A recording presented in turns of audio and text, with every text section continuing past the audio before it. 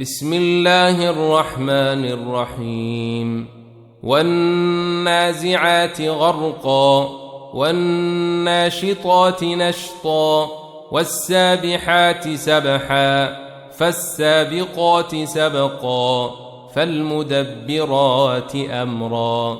يوم ترجف الراجفة تتبعها الرادفة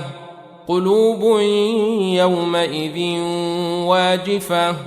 أبصارها خاشعة يقولون أئنا لمردودون في الحافرة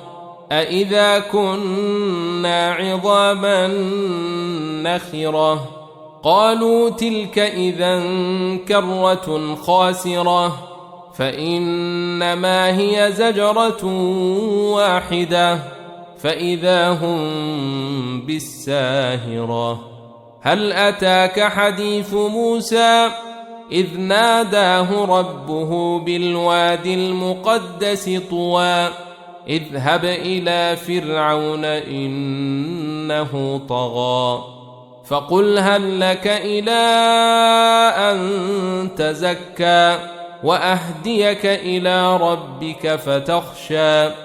فأراه الآية الكبرى فكذب وعصى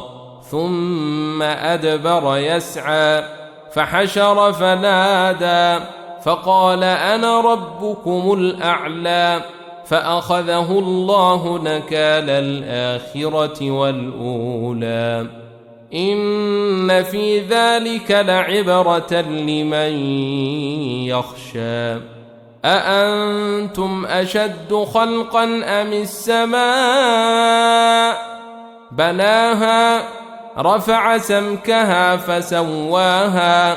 وأغطش ليلها وأخرج ضحاها والأرض بعد ذلك دحاها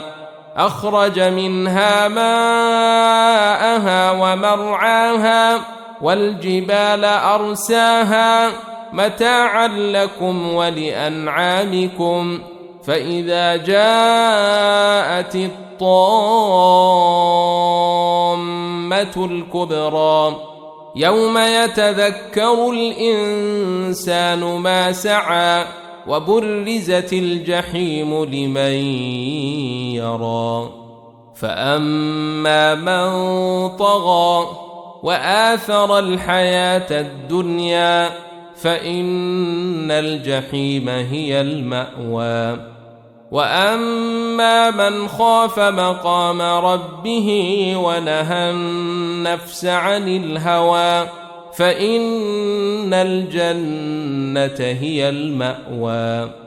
يسألونك عن الساعة أيان مرساها فيما أنت من ذكراها إلى ربك منتهاها إنما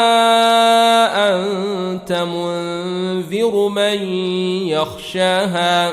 كأنهم يوم يرونها لم يلبثوا إلا عشية أو ضحاها.